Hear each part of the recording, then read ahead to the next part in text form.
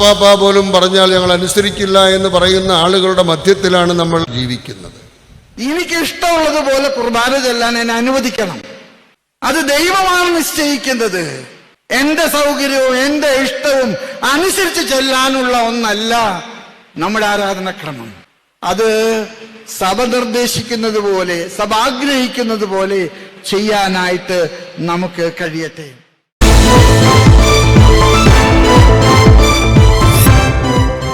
നമസ്കാരം. Voice of ട്രൂത്തിന്റെ എല്ലാ മാന്യ പ്രേക്ഷകർക്കും നമ്മുടെ ഈ പ്രത്യേക പ്രോഗ്രാമിലേക്ക് സ്വാഗതം. ഇത് കത്തോലിക്ക സഭയുടെ വിശ്വാസ പ്രമാണങ്ങളെ ആധാരമാക്കിയുള്ള പ്രോഗ്രാമാണ്, അല്ലെ അതിനെപ്പറ്റിയുള്ള പ്രോഗ്രാമാണ്. കഴിഞ്ഞ ദിവസം എറണാകുളത്തെ വിമത കോമരമായ മിസ്റ്റർ ഷൈജുവിന്റെ ഒരു വീഡിയോ പുറത്തിറങ്ങുകയും കത്തോലിക്ക സഭയുടെ വിശ്വാസ പ്രമാണത്തെ പറ്റിയും കത്തോലിക്ക സഭയുടെ അടിസ്ഥാന വിശ്വാസമായ സ്ത്രീത്വത്തെ പറ്റിയും വളച്ചൊടിച്ച് വ്യാഖ്യാനിച്ച് കത്തോലിക്ക സഭയെ തന്നെ അപമാനിച്ച ഷൈജു എന്ന വിമത കോമരത്തിന് ഒരു മറുപടി കൊടുക്കണമെന്ന് വോയിസ് ഓഫ് ട്രൂത്തിനോട് എല്ലാവരും ആവശ്യപ്പെടുകയും ചെയ്ത സാഹചര്യത്തിലാണ് ഈ പ്രത്യേക പ്രോഗ്രാമുമായി ഞങ്ങൾ നിങ്ങളുടെ മുമ്പിലേക്ക് വന്നത്. സീറോ മലബാർ സഭയുടെ അല്ലെങ്കിൽ കത്തോലിക്ക സഭയുടെ പരിശുദ്ധ ബലിയർപ്പണം എന്താണെന്ന് പോലും അറിയത്തില്ലാത്ത ആളുകളാണ് ഇത്ര ഭാരിച്ച ഉത്തരവാദിത്വം ഏറ്റെടുക്കുന്നത് എന്ന് ഓർക്കുമ്പോഴാണ് വളരെ വിചിത്രമായി തോന്നുന്നത്. ഇവരുടെ വിമത ലോക തൊഴിലാളികളിൽ ചിലർ എഴുതി കൊടുക്കുന്ന കാര്യങ്ങൾ നേരെ കാണാതെ പഠിച്ച് പറയുന്ന ഷൈജുവിനൊക്കെ മറുപടി കൊടുക്കണമോ എന്ന് പലവട്ടം ആലോചിച്ചു. എങ്കിലും വിശ്വാസികളുടെ ഒരു സംതൃപ്തിക്ക് വേണ്ടി എന്താണ് സത്യമെന്ന് പറയുവാൻ ഞങ്ങൾ നിർബന്ധിതരാണ്. ആയതുകൊണ്ട് തന്നെയാണ് നമ്മൾ ഈ ഒരു പ്രോഗ്രാമുമായി നിങ്ങളുടെ മുൻപിലേക്ക് വന്നത്. ഈ വിട്ടിക്കോമരത്തോട് എന്ത് പറയണമെന്നാണ് വിശ്വാസികൾ ഇപ്പോൾ ചോദിക്കുന്നത്. കാരണം വിശ്വാസ പ്രമാണം എന്താണ്? ഈ വിശ്വാസ പ്രമാണമൊക്കെ എന്ന് മുതലാണ് സഭയിൽ ഈ രൂപത്തിൽ ഉണ്ടായത് എന്നുള്ള ചരിത്ര സത്യം പോലും മനസ്സിലാക്കാതാണ് ഇത്തരം വിമതര് ഇങ്ങനെയുള്ള ജൽപ്പനങ്ങൾ നടത്തുന്നത് എന്ന് ഓർക്കുമ്പോൾ കത്തോലിക്കരായതിൽ നമ്മൾ ദുഃഖിക്കേണ്ടി വരും. വിശ്വാസ പ്രമാണമൊക്കെ കാലാന്തരങ്ങളിൽ രൂപപ്പെട്ടു വന്നതാണ്. ആദിമസഭയിൽ സ്ലീഹന്മാരുടെ വിശ്വാസ പ്രമാണമാണ് നിലനിന്നിരുന്നത്. എന്നാൽ ഇത് സ്ലീഹന്മാർ ഉണ്ടാക്കിയ വിശ്വാസ പ്രമാണമല്ല. ആദ്യകാലങ്ങളിൽ വിശ്വാസ പ്രമാണത്തിന്റെ ഒരു പ്രാസംഗികതയെ ഇല്ലായിരുന്നു. കാരണം അവർക്ക് ഉത്തമ ബോധ്യമുണ്ടായിരുന്നു. പിതാവ് ആരാണ്, പുത്രൻ ആരാണ്, പരിശുദ്ധാത്മാവ് ആരാണ്. കൃത്യമായിട്ട് ബൈബിളിൽ പോലും ഇതിന് നിർവചനമുള്ളപ്പോൾ ആദിമ സഭയിൽ ഇത്തരം അവിശ്വാസത്തിന്റെ പ്രശ്നം ഉണ്ടായിരുന്നേ ഇല്ല. എന്നാൽ വിശ്വാസ പ്രമാണം ആവിർഭവിച്ചത് മാമോദീസ നൽകുന്ന അവസരത്തിൽ സ്ത്രീത്വത്തിന്റെ പേര് ഉച്ചരിക്കുന്ന സമയത്താണ്. വിശ്വാസ പ്രമാണം അങ്ങനെ ഡെവലപ്പായി വന്നതാണ്. എന്താണ് സഭയെന്നോ എന്താണ് വിശ്വാസമെന്നോ കൃത്യമായി ബോധ്യമില്ലാതെ എറണാകുളത്തെ പിശാച് ബാധിതരായ ലോഹ തൊഴിലാളികളും അവരുടെ പിണയാളികളായ ഷൈജുവിനെ പോലെയുള്ള സാത്താൻ അനുയായികൾക്കും വിശ്വാസ പ്രമാണം എന്താണെന്നോ അതിന്റെ ചരിത്ര സത്യം എന്താണെന്നോ കൃത്യമായി അറിവില്ലാതെ സഭയെ അപമാനിക്കുവാൻ വിശ്വാസ പ്രമാണത്തെയും പരിശുദ്ധ സ്ത്രീത്വത്തിന്റെ രഹസ്യത്തെയും വളച്ചൊടിക്കുവാൻ ആരാണ് ലൈസൻസ് കൊടുത്തത്? ഇവരുടെ സെമിനാരി പഠനങ്ങൾ പോലും അബദ്ധ ജഡിലമാകുമ്പോൾ സഭയുടെ ചരിത്രം എന്താണ്?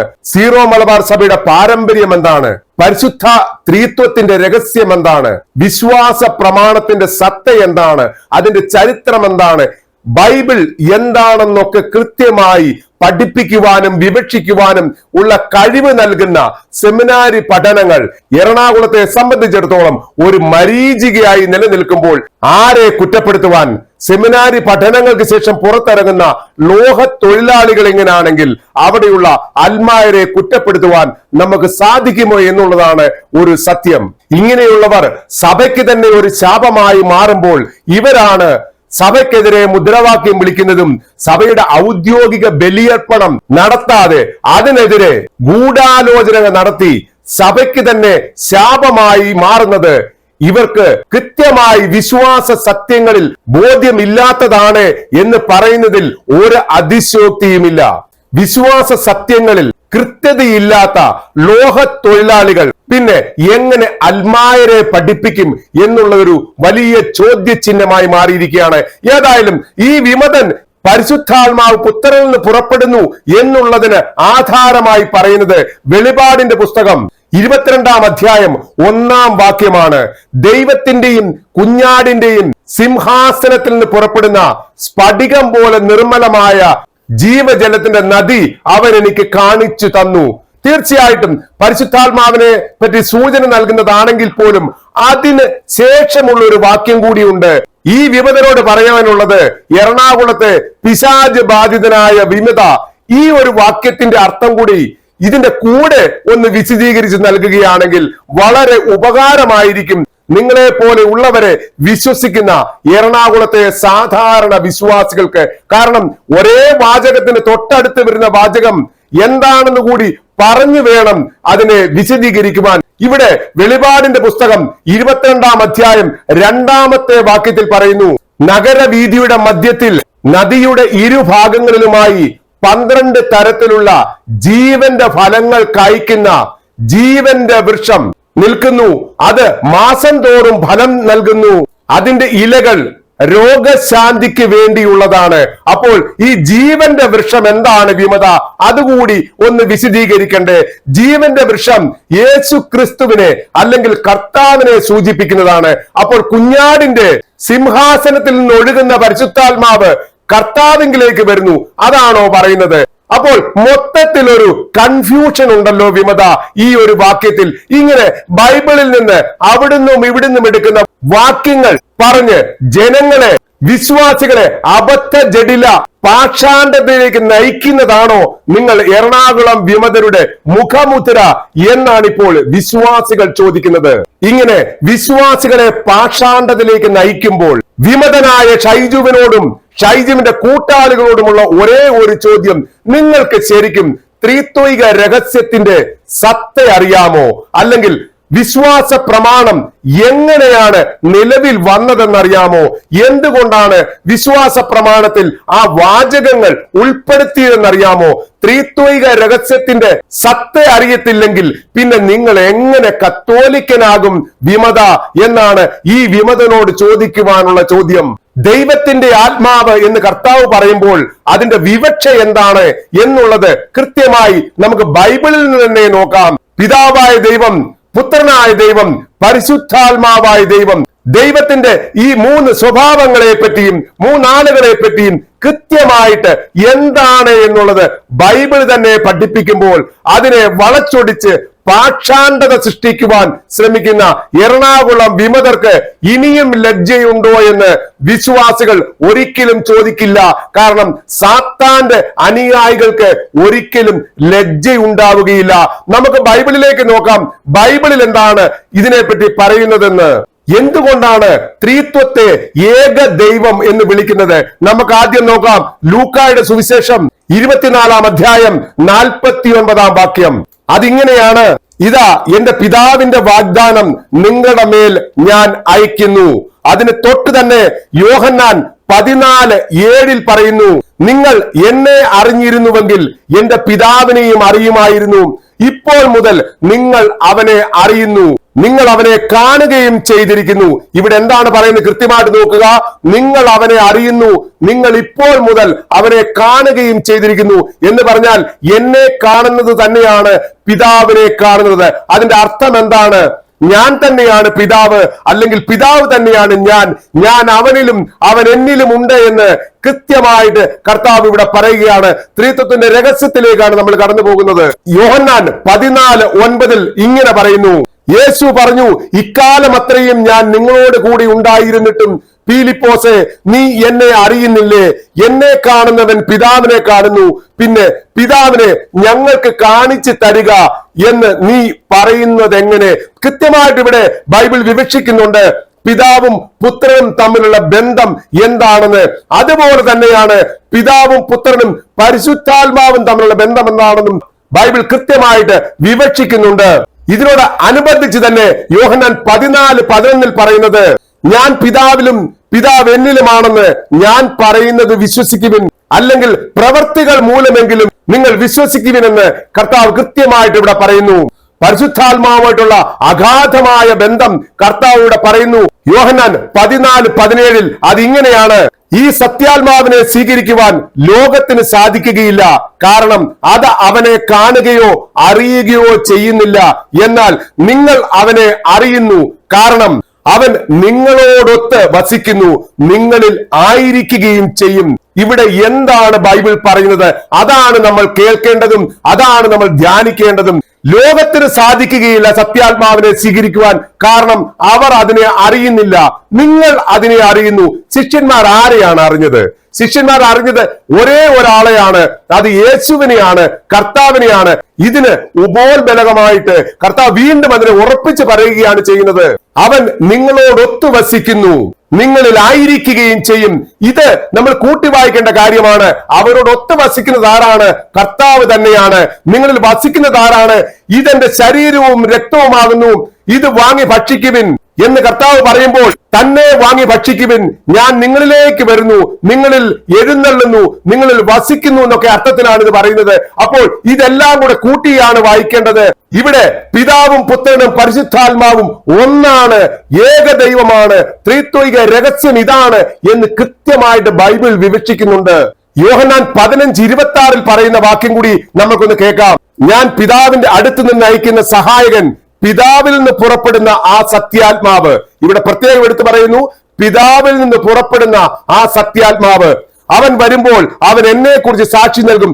അതോടൊപ്പം തന്നെ കൂട്ടി വായിക്കേണ്ട മറ്റൊരു വചനമാണ് യോഹന്നാൻ 14:18. അതിൽ പറയുന്നു, ഞാൻ നിങ്ങളെ അനാഥരായി വിടുകയില്ല, ഞാൻ നിങ്ങളുടെ അടുത്തേക്ക് വരും. ഇവിടെ ഈ രണ്ട് വാക്യങ്ങൾ കൂടി കൂട്ടി വായിക്കണം. ഞാൻ സത്യാത്മാവിനെ പറഞ്ഞു വിടും, പിതാവിൽ നിന്ന് വരുന്നവൻ ഞാൻ നിങ്ങളുടെ അടുക്കിലേക്ക് വരും. ഇത് എന്താണ് ഇതിന്റെ അർത്ഥം? ഞാൻ തന്നെയാണ് സത്യാത്മാവ്, ജീവന്റെ ആത്മാവ് ഞാനാണ് സത്യവും ജീവനും എന്ന് കർത്താവ് കൃത്യമായിട്ട് പറയുന്നുണ്ട്. അപ്പോൾ പരിശുദ്ധാത്മാവിനെയും കർത്താവിനെയും പിതാവിനെയും പുത്രനെയും ഒക്കെ മാറി മാറി കാണുന്നവർ, ഒന്നൊന്നായി കാണുന്നവർ ചിന്തിക്കേണ്ടത് ത്രിത്വിക രഹസ്യം അത് വിവക്ഷിക്കുവാൻ നമ്മൾ ആളല്ല, അതൊരു മഹാരഹസ്യമാണ്. അത് വിവക്ഷിക്കുവാൻ ഞങ്ങളും ആളല്ല, ഞങ്ങൾക്ക് അതിനുള്ള കഴിവില്ല. ആ രഹസ്യത്തിന്റെ അടുത്തെത്തുവാൻ പോലും ഞങ്ങൾക്ക് സാധിക്കുകയില്ല.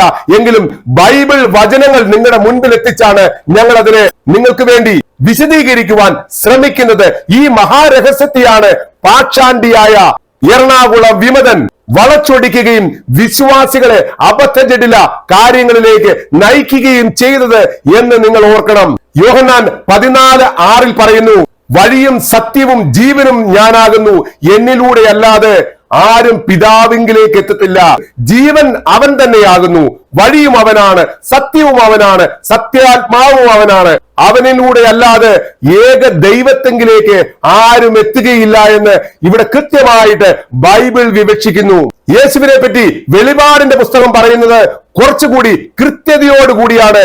വെളിപാടിന്റെ പുസ്തകം 1-ാം അധ്യായം 8-ാം വാക്യത്തിൽ പറയുന്നു, ആയിരിക്കുന്നവനും ആയിരുന്നവനും വരാനിരിക്കുന്നവനുമായ സർവശക്തനായ ദൈവം പറയുന്നു, ഞാൻ ആദിയും അന്ത്യവുമാണ്, ഞാൻ ആൽഫയാണ്, ഞാൻ ഒമേഗയാണ്. വെളിപാട് 1:13 ദീപപീഠങ്ങളുടെ മധ്യേ മനുഷ്യപുത്രനെ പോലെ ഒരുവൻ. വെളിപാട് 1:17 അതിന്റെ തുടർച്ചയായിട്ട് പറയുന്നു, അവനെ കണ്ടപ്പോൾ ഞാൻ മരിച്ചവനെ പോലെയായി. അപ്പോൾ അവൻ അവന്റെ വലത് കൈ എന്റെ മേൽ വെച്ചുകൊണ്ട് പറഞ്ഞു, ഭയപ്പെടേണ്ട, ഞാൻ ആദ്യവും അന്ത്യവുമാണ്. അപ്പോൾ യേശു തന്നെ പറയുന്നു, കർത്താവ് തന്നെ പറയുന്നു, അവനാണ് ആദിയും അന്ത്യവും. പിതാവായ ദൈവത്തെ പറ്റി പറയുമ്പോഴും ഇതേ സംജ്ഞ തന്നെയാണ് ഉപയോഗിക്കുന്നത്. ഇതാണ് ത്രിത്വത്തിന്റെ രഹസ്യം.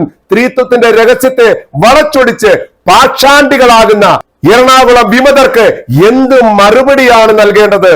പരിശുദ്ധ ത്രിത്വത്തെ പറ്റിയും സഭയുടെ പ്രബോധനങ്ങളെ പറ്റിയും വിശ്വാസ സത്യങ്ങളെ പറ്റിയും വിശ്വാസ പ്രമാണത്തെ പറ്റിയും നുണപ്രചരണങ്ങൾ നടത്തി പാഷാണ്ഡികളാകുന്ന വിമതരെ പറ്റി കൃത്യമായി ബൈബിൾ ഇങ്ങനെ പറയുന്നു. യോഹന്നാൻ 6:70 യേശു അവരോട് പറഞ്ഞു, ഞാൻ നിങ്ങളെ 12 പേരെ തെരഞ്ഞെടുത്തു, എന്നാൽ അതിൽ ഒരുവൻ പിശാചാണ്. എന്താണ് അതിന്റെ അർത്ഥം? തെരഞ്ഞെടുക്കപ്പെട്ടവരെല്ലാവരും ശുദ്ധരല്ല എന്ന് കൃത്യമായിട്ട് കർത്താവ് ഇവിടെ പറയുകയാണ്. ഞാൻ നിങ്ങളെ തെരഞ്ഞെടുത്തതാണ് എല്ലാവരെയും, എന്നാൽ നിങ്ങളിൽ പലരും ശുദ്ധരല്ല, നിങ്ങൾ പിശാചുക്കളാണ്. ഇതിനോട് അനുബന്ധമായിട്ട് യോഹന്നാൻ 8:44 വിശദമായിട്ട് തന്നെ കർത്താവ് ഇവിടെ പറയുന്നു, നിങ്ങൾ നിങ്ങളുടെ പിതാവായ പിശാചിൽ നിന്നുള്ളവരാണ്, നിങ്ങൾ നിങ്ങളുടെ പിതാവിന്റെ ഇഷ്ടം നിറവേറ്റുവാൻ ആഗ്രഹിക്കുന്നു. അവനാകട്ടെ ആദ്യം മുതൽ കൊലപാതകിയാണ്. അവൻ സത്യത്തിൽ നിലനിൽക്കുവാൻ ആഗ്രഹിക്കുന്നില്ല. എന്തെന്നാൽ അവനിൽ സത്യമില്ല. കള്ളം പറയുമ്പോൾ അവൻ അവന്റെ സ്വന്തം സ്വഭാവമനുസരിച്ചാണ് പെരുമാറുന്നത്. കാരണം അവൻ നുണയനും നുണയന്മാരുടെ പിതാവുമാണ്. ഇത് കൃത്യമായിട്ട് എറണാകുളത്തെ വിമതരിൽ ചേരുന്ന വചനമാണ്. അവർ നുണയരാണ്, നുണയന്മാരുടെ പിതാവാണ്. കാരണം വിശ്വാസ സത്യങ്ങളെ പോലും വളച്ചൊടിക്കുവാൻ യാതൊരുവിധ നാണവും ലജ്ജയുമില്ലാതെ സഭയെ എങ്ങനെയും തകർക്കുവാൻ, സഭയുടെ ഐക്യത്തെ തകർക്കുവാൻ, സഭയുടെ ബലിയർപ്പണത്തെ തകർക്കുവാൻ എന്തും വിളിച്ചു പറയുന്ന പാഷാണ്ടികളായി തീർന്നിരിക്കുന്നു എറണാകുളത്തെ വിമത കോമരങ്ങൾ എന്ന് പറയുവാൻ വളരെ ദുഃഖമുണ്ട്. പരിശുദ്ധാത്മാവിന്റെയും പുത്രനായ ദൈവത്തിന്റെയും പിതാവായ ദൈവത്തിന്റെയും ആത്മബന്ധം, അവർ തമ്മിലുള്ള ബന്ധം, അവർ ഏക സത്തയിലായിരിക്കുന്നത് കൃത്യമായി ബൈബിൾ വിവക്ഷിക്കുന്നുണ്ട്. പരിശുദ്ധാത്മാവിന് എതിരായിട്ട് ചെയ്യുന്ന പാപത്തെ പറ്റി മർക്കോസിന്റെ സുവിശേഷം 28 മുതൽ 30 വരെയുള്ള വാക്യങ്ങളിൽ കർത്താവ് വ്യക്തമായിട്ട് പറയുന്നു. മനുഷ്യരുടെ എല്ലാ പാപങ്ങളും ക്ഷമിക്കപ്പെടും, എന്നാൽ പരിശുദ്ധാത്മാവിനെതിരായി ചെയ്യുന്ന പാപം ഒരിക്കലും അവനോട് ക്ഷമിക്കപ്പെടുകയില്ല. ഒരു കാലത്തും അവൻ ആ പാപത്തിൽ നിന്ന് മോചനമില്ല. അവൻ നിത്യ പാപത്തിന് അർഹനായി തീരും. അവൻ ഇങ്ങനെ പറഞ്ഞത് തനിക്ക് അശുദ്ധാത്മാവുണ്ട് എന്ന് യഹൂദർ പറഞ്ഞതുകൊണ്ടാണ്. ഇവിടെ പ്രത്യേകം ശ്രദ്ധിക്കണം, കർത്താവിൽ അശുദ്ധാത്മാവുണ്ട് എന്ന് യഹൂദർ പറഞ്ഞപ്പോൾ അവർക്ക് കൊടുത്ത മറുപടിയാണ് കർത്താവ് മനുഷ്യർ ചെയ്യുന്ന ഏത് തെറ്റും ക്ഷമിക്കപ്പെടാം, എന്നാൽ പരിശുദ്ധാത്മാവിനെതിരായ പാപം ക്ഷമിക്കപ്പെടുകയില്ല. ഈ ഒരു ഭാഗം കൃത്യമായി ധ്യാനിച്ചു കഴിഞ്ഞാൽ പരിശുദ്ധാത്മാവും കർത്താവും തമ്മിലുള്ള ബന്ധം നമ്മൾക്ക് മനസ്സിലാകും. കർത്താവിനെ ദുഷിച്ചപ്പോഴാണ് കർത്താവ് പറഞ്ഞത്. കാര്യം അവനിൽ അശുദ്ധാത്മാവുണ്ടെന്ന് യഹൂദർ പറഞ്ഞപ്പോൾ പറഞ്ഞു, എന്നിൽ നിങ്ങൾ അശുദ്ധാത്മാവിനെ ആരോപിക്കുമ്പോൾ നിങ്ങൾ പരിശുദ്ധാത്മാവിനെതിരായിട്ട് പാപം ചെയ്യുന്നു എന്ന് കൃത്യമായിട്ട് യേശു ഇവിടെ പഠിപ്പിക്കുകയാണ് ചെയ്യുന്നത്. ഇത് തന്നെയാണ് നമ്മൾ നേരത്തെ പറഞ്ഞത്. പിതാവായ ദൈവവും പുത്രനായ ദൈവവും പരിശുദ്ധാത്മാവായ ദൈവവും ഒന്നാണ്. അവർ ഏക ദൈവമാണ്. ഇതാണ് ത്രിത്വത്തിന്റെ രഹസ്യം. ഈ രഹസ്യത്തെ ചവിട്ടുകുട്ടയിൽ ഇട്ടുകൊണ്ടാണ് ഷൈജു പറയുന്നത് പിതാവിൽ നിന്ന് പുറപ്പെടുന്ന സത്യാത്മാവും പുത്രനിൽ നിന്ന് പുറപ്പെടുന്ന സത്യാത്മാവും എന്ന് പറഞ്ഞില്ലെങ്കിൽ പാഷാണ്ഡതയാണെന്ന് സ്വയം പാഷാണ്ഡത വിളിച്ചു പറഞ്ഞുകൊണ്ട് സഭാ വിശ്വാസങ്ങളെ കാട്ടിൽ പറത്തുന്ന ഈ വിമതരെ എന്താണ് വിളിക്കുക? യോഹന്നാൻ 15:26 പറയുന്നു, ഞാൻ പിതാവിൽ നിന്ന് അയക്കുന്ന സഹായകൻ, പിതാവിൽ നിന്ന് തന്നെ പുറപ്പെടുന്ന സത്യാത്മാവ് വരുമ്പോൾ അവൻ എന്നെ കുറിച്ച് സാക്ഷ്യപ്പെടുത്തും. ശരിക്കും പിതാവിൽ നിന്ന് പുറപ്പെട്ടത് ആരാണ്? പുത്രനാണ്. കൃത്യമായിട്ട് ബൈബിൾ വചനങ്ങൾ പറയുന്നു പിതാവിൽ നിന്ന് പുറപ്പെട്ടത് പുത്രനാണ്. പുത്രൻ പറയുന്നു പിതാവിൽ നിന്ന് പുറപ്പെടുന്ന സത്യാത്മാവ്. അപ്പോൾ സത്യാത്മാവ് ആരാണ്? കൂടെ പുത്രൻ തന്നെ പറയുന്നു ഞാനും പിതാവും ഒന്നാണ്. അപ്പോൾ ഈ ഒരു രഹസ്യം മനസ്സിലാക്കുവാൻ മാനുഷിക ബുദ്ധിക്ക് സാധ്യമല്ല. അതുകൊണ്ട് തന്നെയാണ് ത്രിത്വൈക രഹസ്യം മനുഷ്യന് ഉപരിയാണ് എന്ന് സഭ പഠിപ്പിക്കുന്നത്. ഈ ഒരു രഹസ്യത്തെ വളച്ചൊടിക്കുവാനാണ് വിമതനായ ഷൈജു ശ്രമിച്ചത് എന്നുള്ളത് വളരെ ദുഃഖകരമായ ഒരു സ്ഥിതിവിശേഷമായി മാറിയിരിക്കുന്നു. കാരണം ഇത് ഈ വിമതന്റെ വായിൽ നിന്ന് വന്നു എന്ന് മാത്രമേ ഉള്ളൂ. ഈ വിമതൻ എത്തിച്ചു കൊടുത്തത് ലോഹധാരികളായ വൈദിക തൊഴിലാളികളാണ് എന്നുള്ളതിന് യാതൊരു തർക്കവുമില്ല. അതുകൊണ്ട് തന്നെയാണ് നമ്മൾ നേരത്തെ ചർച്ച ചെയ്തപ്പോൾ പറഞ്ഞത് സെമിനാരി പഠനങ്ങളിലുള്ള അപക്വതയാണ് ഈ പാഷാണ്ഡതകൾക്കൊക്കെ കാരണം എന്ന് കൃത്യമായിട്ട് ഇവിടെ തെളിഞ്ഞിരിക്കുകയാണ്. ത്രിത്വത്തിന്റെ രഹസ്യം മനസ്സിലാക്കുവാൻ മംഗളവാർത്ത ഉരുവിടുന്ന മാലാഖയുടെ വചനങ്ങളിൽ തന്നെ അത് കൃത്യമായി ഒളിഞ്ഞു കിടപ്പുണ്ട്. മനസ്സിലാക്കേണ്ടവർക്ക് അത് മാത്രം മതിയാകും. ലൂക്കായുടെ സുവിശേഷം 1-ാം അധ്യായം 28-ാം വാക്യത്തിൽ പറയുന്നു, ദൂതൻ അവളോട് പറഞ്ഞു, ദൈവകൃപ നിറഞ്ഞവളെ സുസ്തി, കർത്താവ് നിന്നോടുകൂടെ. മറിയത്തിൽ ദൈവത്തിന്റെ കൃപ നേരത്തെ ഉണ്ടായിരുന്നു. അതുകൊണ്ടാണല്ലോ ദൈവകൃപ നിറഞ്ഞവളെ സുസ്തി. അല്ലാതെ നിന്നിൽ ദൈവകൃപ ഉണ്ടാകട്ടെ എന്നല്ല ഗബ്രിയേൽ ദേവദൂതൻ പറഞ്ഞത്. നിന്നിൽ ദൈവത്തിന്റെ കൃപയുണ്ട്, അത് നിറഞ്ഞിരിക്കുന്നവളാണ് നീ. കർത്താവ് നിന്നോടുകൂടെ, കർത്താവ് നിന്നിലുണ്ട്. പരിശുദ്ധാത്മാവ് വരും, നീ ഒരു പുത്രനെ പ്രസവിക്കുമെന്ന് ദൈവത്തിന്റെ വചനമുണ്ടായത്. അപ്പോൾ പരിശുദ്ധാത്മാവ് തന്നെയായ കർത്താവ്, പിതാവിൽ ഉള്ള കർത്താവ്, അങ്ങനെ ഈ ത്രിത്വത്തിന്റെ രഹസ്യം എവിടെ നിന്ന് നോക്കിയാലും മാനുഷിക ബുദ്ധിക്ക് അപ്രാപ്യമാണ് എന്നുള്ളത് ബൈബിൾ വചനങ്ങൾ തന്നെ നമ്മളെ പഠിപ്പിക്കുകയാണ്. മറിയത്തിൽ ഉള്ളതുപോലെ ദൈവത്തിന്റെ കൃപയും ദൈവവും നമ്മളിൽ ഉണ്ടെങ്കിൽ എറണാകുളത്തുള്ള ഇത്തരം വിമതന്മാർ സഭയ്ക്കെതിരായിട്ട് ചിന്തിക്കുകയില്ല, പാഷാണ്ടികളായി മാറുകയില്ല, സഭാ വിശ്വാസത്തിനെതിരാകുകയില്ല, ത്രിത്വൈക രഹസ്യത്തെ പോലും വെല്ലുവിളിക്കുകയില്ല. ത്രിത്വൈക രഹസ്യത്തിൽ പിതാവിൽ നിന്ന് പുറപ്പെടുന്ന പുത്രൻ എന്ന് പറയുമ്പോൾ പിതാവിൽ അവൻ ആദ്യം മുതലേ ഉണ്ടായിരുന്നത് കൊണ്ടാണ് പിതാവിൽ നിന്ന് അവൻ പുറപ്പെട്ടത്. കാരണം അവൻ സൃഷ്ടിയല്ല, അവനെ സൃഷ്ടിച്ചതല്ല, അവൻ പിതാവിൽ ഉണ്ടായിരുന്നു. ആദ്യം മുതൽ അവൻ പിതാവിൽ നിന്ന് പുറപ്പെട്ടു. പരിശുദ്ധാത്മാവും ആദ്യം പിതാവിൽ ഉണ്ടായിരുന്നു, അവിടെ നിന്നാണ് അവൻ പുറപ്പെട്ടു വന്നത്. ഈ ഒരു രഹസ്യം മനസ്സിലാകാതെ പാഷാണ്ടികളായ വിമതർക്ക് സഭാവിശ്വാസത്തിൽ തുടരുവാൻ തന്നെ സാധിക്കുമോ എന്നുള്ളത് അവർ സ്വയം ചിന്തിക്കട്ടെ. ഏതായാലും വിശ്വാസ പ്രമാണത്തിന്റെ പേരിൽ 3-ാം നൂറ്റാണ്ടിലും 4-ാം നൂറ്റാണ്ടിലും നെസ്തോറിയനും ആരിയൂസും ചെയ്തതുപോലെ വിശ്വാസ പ്രമാണത്തെ മുൻനിർത്തി ത്രിത്വൈക രഹസ്യത്തെ വളച്ചൊടിക്കുവാൻ ശ്രമിച്ച ഈ വിമതർക്ക് കൃത്യമായ മറുപടി ഞങ്ങൾ നൽകി കഴിഞ്ഞു എങ്കിലും വിശ്വാസ പ്രമാണത്തെ പറ്റി സഭാ പണ്ഡിതന്മാരായ 2 വൈദികർ എന്താണ് പറയുന്നത് എന്ന് നമുക്ക് കേൾക്കാം. കത്തോലിക്ക സഭയുടെ മതബോധനം 245. കോൺസ്റ്റാന്റിനോപ്പിളിൽ 2-ാം എക്യുമെനിക്കൽ സിനോദോസിൽ ആത്മാവിനെ സംബന്ധിക്കുന്ന ശ്ലൈകിക വിശ്വാസം ഏറ്റുപറഞ്ഞിട്ടുണ്ട്. അതിങ്ങനെയാണ്: പിതാവിൽ നിന്ന് പുറപ്പെടുന്നവനും കർത്താവും ജീവദായകനുമായ പരിശുദ്ധാത്മാവിൽ ഞങ്ങൾ വിശ്വസിക്കുന്നു. കോൺസ്റ്റാന്റിനോപ്പിളിലെ 381 ക്രിസ്തുവർഷം 381 പിതാവിൽ നിന്ന് പുറപ്പെടുന്നവനും, അവിടെ പുത്രനിൽ നിന്നില്ല, പിതാവിൽ നിന്ന് പുറപ്പെടുന്നവനും കർത്താവും ജീവദായകനുമായ പരിശുദ്ധാത്മാവിൽ ഞങ്ങൾ വിശ്വസിക്കുന്നു. ദൈവത്വത്തിന്റെ ഉത്ഭവവും ഉറവിടവും പിതാവാണെന്ന് ഈ ഏറ്റുപറച്ചിലൂടെ സഭ അംഗീകരിക്കുന്നു. എങ്കിലും ആത്മാവിന്റെ നിത്യമായ ഉത്ഭവം പുത്രന്റെ ഉത്ഭവത്തിനോട് ബന്ധമില്ലാത്തതല്ല. പരിശുദ്ധ തത്വത്തിലെ 3-ാമത്തെ ആളായ പരിശുദ്ധാത്മാവ് പിതാവിനോടും പുത്രനോടും തുല്യതയുള്ളവനും ഒന്നായവനുമാണ്. ഒരേ സത്തയാണ്, ഒരേ സ്വഭാവമാണ്. എന്നാൽ അവന് പിതാവിന്റെ ആത്മാവ് എന്ന് മാത്രമല്ല വിളിക്കുന്നത്, പിതാവിന്റെയും പുത്രന്റെയും ആത്മാവ് എന്നാണ്. ലത്തീൻ പാരമ്പര്യത്തിൽ വിശ്വാസ പ്രമാണത്തിൽ പിതാവിൽ നിന്നും പുത്രനിൽ നിന്നും എന്നതിന്റെ വാക്കാണ് ഫീലിയോക്കെ ആൻഡ് ഓഫ് ദ സൺ. പിതാവിൽ നിന്നും പുത്രനിൽ നിന്നും പരിശുദ്ധാത്മാവ് പുറപ്പെടുന്നുവെന്ന് പ്രഖ്യാപിക്കുന്നു. പുത്രനിൽ നിന്നും എന്ന സമർത്ഥനം ഫിലിയോക്കെ 381 കോൺസ്റ്റാന്റിനോപ്പിൾ സിനോദോസിൽ ഇല്ല. എങ്കിലും അലക്സാണ്ട്രിയൻ പാരമ്പര്യം പിന്തുടർന്ന് 447 ലിയോ 1 മാർപ്പാപ്പ അത് റോമായിൽ വിശ്വാസ പ്രമാണത്തിന്റെ ഭാഗമാക്കി. പുത്രനിൽ നിന്നും ഫീലിയോക്കെ എന്നതുകൊണ്ട് നിക്ക കോൺസ്റ്റാന്റിനോപ്പിൾ വിശ്വാസ പ്രമാണത്തിലേക്ക് സ്വീകരിച്ചത് കോൺസ്റ്റാന്റിനോപ്പിൾ സിനോദോസിൽ ഫീലിയോക്കെ പുത്രനിൽ നിന്നും എന്നുണ്ടായിരുന്നില്ല. എന്നാൽ പാശ്ചാത്യ സഭയില് ലിയോ മാർപ്പാപ്പയുടെ കാലം തൊട്ട് 447 മുതൽ അത് ഉപയോഗിക്കുന്നുണ്ട്. ഈ കോൺസ്റ്റാന്റിനോപ്പിൾ സിനോദോസ് ഇല്ലാത്തൊരു സംഗതി ലത്തീൻ സഭയുടെ വിശ്വാസ പ്രമാണത്തിൽ ഉള്ളത് കൊണ്ട് പൗരസ്ത്യ സഭകളും പാശ്ചാത്യ സഭകളും തമ്മിലുള്ള വിയോജനത്തിന്റെ ഘടകമായിട്ട് ഇപ്പോഴും നിലകൊള്ളുന്നു. ഇത് സഭ അംഗീകരിക്കുകയാണ്. പൗരസ്ത്യ ലോകത്ത് വെച്ചിട്ടായിരുന്നു പണ്ടത്തെ എല്ലാ സൂനദോസുകളും. എഫേസോസ്, കാൽസഡൻ, കോൺസ്റ്റാന്റിനോപ്പിൾ ഒക്കെ പൗരസ്ത്യ ദേശത്താണല്ലോ. അവിടെ അതില്ലാത്തൊരു സംഗതി ലത്തീൻ സഭ സ്വീകരിക്കുകയും ലിറ്റർജിയിൽ കയറുകയും ചെയ്തപ്പോൾ പാശ്ചാത്യ സഭകളും പൗരസ്ത്യ സഭകളും തമ്മിൽ ചെറിയൊരു വിയോജിപ്പുണ്ടായി, ദൈവശാസ്ത്രപരമായ വിയോജിപ്പുണ്ടായി. സഭയുടെ വിശ്വാസ പ്രമാണം വരെ ഇന്ന് ചർച്ചയ്ക്ക് വിധേയമാകുന്ന ഒരു സാഹചര്യമുണ്ട്. നമ്മൾ ഇന്ന് കാണുന്ന ഈ വിശ്വാസ പ്രമാണം അല്ലെങ്കിൽ സ്ത്രീകന്മാർ വിശ്വാസ പ്രമാണം അല്ലെങ്കിൽ നിക്കായ വിശ്വാസ പ്രമാണം ഒക്കെ സ്ത്രീകന്മാരെല്ലാവരും കൂടി ഒന്നു ചേർന്നിരുന്ന് നമുക്ക് എന്താ വിശ്വസിക്കേണ്ടതെന്ന് ആലോചിച്ച് ചിന്തിച്ചുണ്ടാക്കിയതല്ല.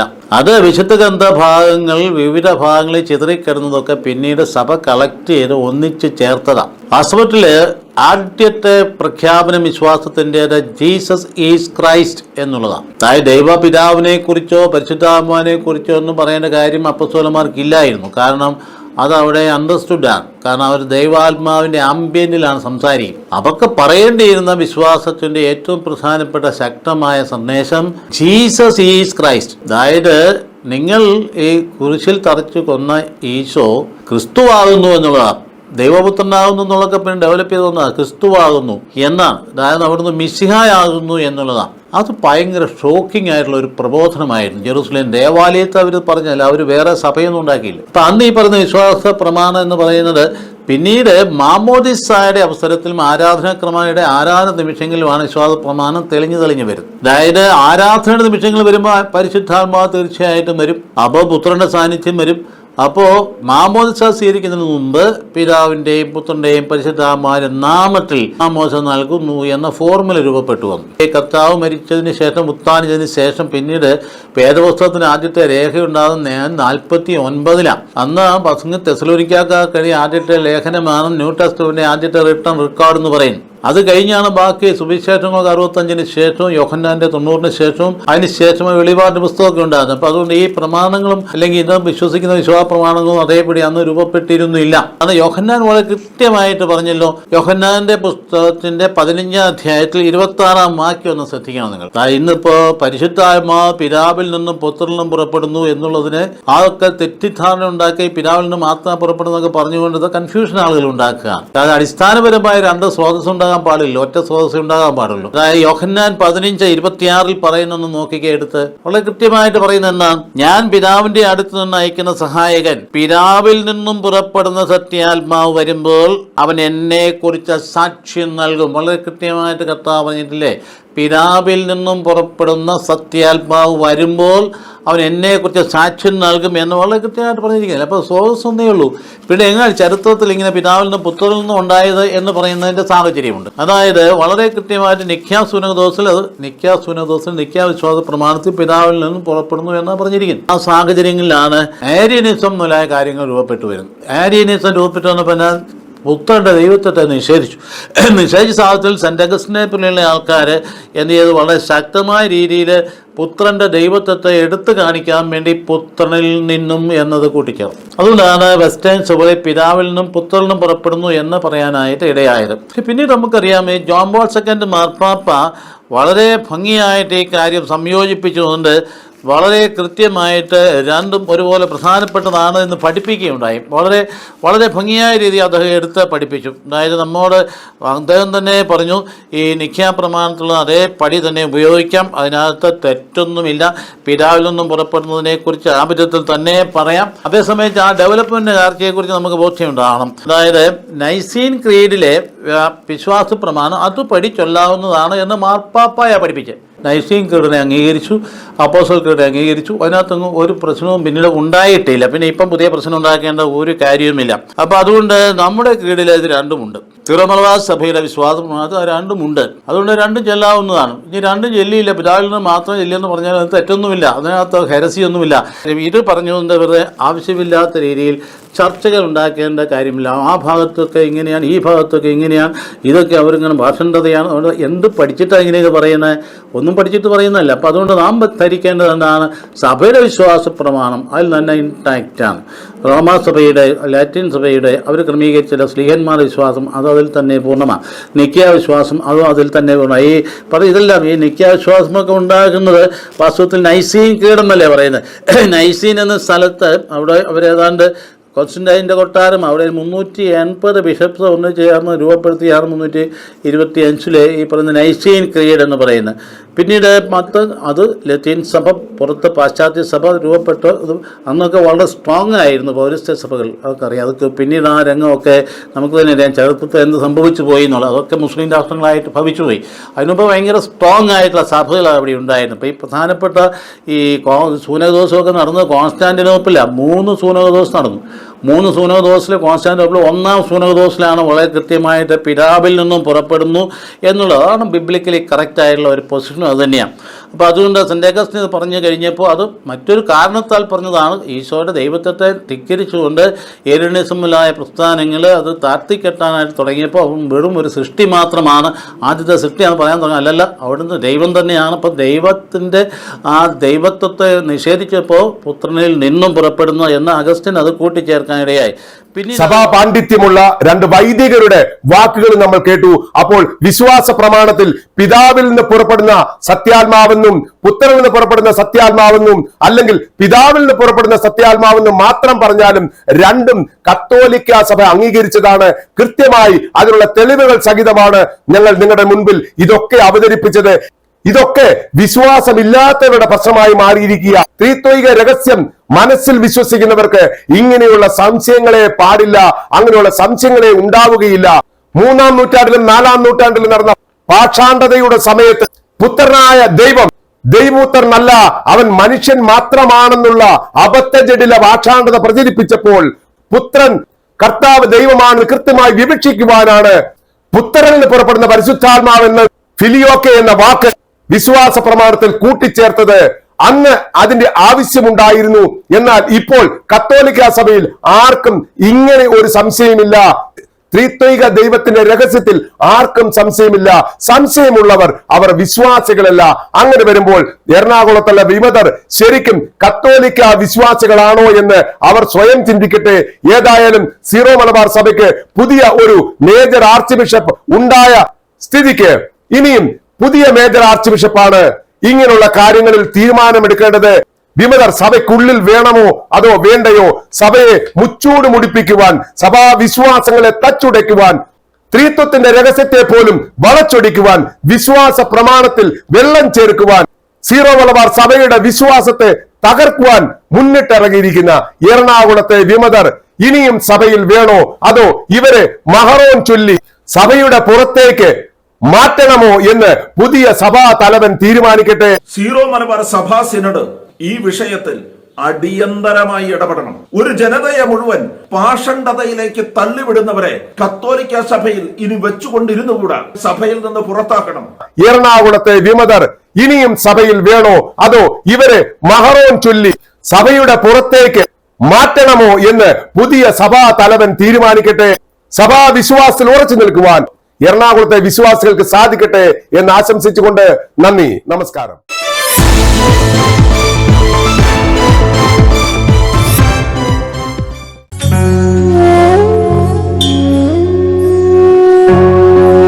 നിങ്ങൾ ഇതുവരെ കണ്ടുകൊണ്ടിരുന്നത് വോയിസ് ഓഫ് ട്രൂത്ത്, സത്യത്തിന്റെ സ്വരം. ഈ ചാനൽ സബ്സ്ക്രൈബ് ചെയ്യാത്ത എല്ലാവരും ചാനൽ സബ്സ്ക്രൈബ് ചെയ്യുക. ഇന്ന് നിങ്ങളുടെ മുൻപിൽ കൊണ്ടുവന്ന ഈ ഒരു വിഷയത്തെ പറ്റി നിങ്ങൾക്കുള്ള അഭിപ്രായങ്ങൾ എഴുതി അറിയിക്കുക. വിശ്വാസ പ്രമാണത്തിൽ ഉണ്ടായ ഒരു വാക്കിന്റെ മുകളിൽ എറണാകുളത്തെ വിമതർ വിശ്വാസ പ്രമാണത്തെ വളച്ചൊടിക്കുകയും സീറോ മലബാർ സഭയെ അപകീർത്തിപ്പെടുത്തുവാൻ ശ്രമിക്കുകയും ചെയ്തപ്പോൾ അതിനുള്ളൊരു മറുപടിയായിട്ടാണ് ഞങ്ങൾ ഈ പ്രോഗ്രാം നിങ്ങൾക്ക് വേണ്ടി സമർപ്പിച്ചത്. ഇതിനെപ്പറ്റി തീർച്ചയായിട്ടും നിങ്ങൾ അഭിപ്രായങ്ങൾ എഴുതി അറിയിക്കുക. സഭയുടെ പുതിയ തലവനായി തെരഞ്ഞെടുത്ത മാർ റാഫേൽ തട്ടിൽ പിതാവിന് എല്ലാവിധ ആശംസകളും നേരുന്നു. സീറോ മലബാർ സഭയെ മുന്നോട്ട് നയിക്കുവാൻ പുതിയ മേജർ ആർച്ച് ബിഷപ്പിനാകട്ടെ. സഭയിലുള്ള തർക്കങ്ങൾ തീർക്കുവാൻ അദ്ദേഹത്തിന് സാധിക്കട്ടെ. പരിശുദ്ധാത്മാവിന്റെ എല്ലാ കൃപയും അദ്ദേഹത്തിന് ഉണ്ടാകട്ടെ. നല്ലൊരു നേതാവായി സഭയിലുള്ള എല്ലാവരെയും ഒരുപോലെ കൊണ്ടുപോകുവാനും സഭയുടെ പാരമ്പര്യങ്ങൾ മുറുകെ പിടിക്കുവാനും പാരമ്പര്യത്തിൽ അടിയുറച്ച വിശ്വാസത്തിൽ മുന്നേറുവാനും സഭയുടെ ഔദ്യോഗിക ബലിയർപ്പണം എല്ലാ സ്ഥലങ്ങളിലും ഒരുപോലെ കൃത്യതയോടെ നടപ്പിലാക്കുവാനും റാഫേൽ തട്ടിൽ പിതാവിന് സാധിക്കട്ടെ എന്ന് ആശംസിച്ചുകൊണ്ട് നന്ദി, നമസ്കാരം.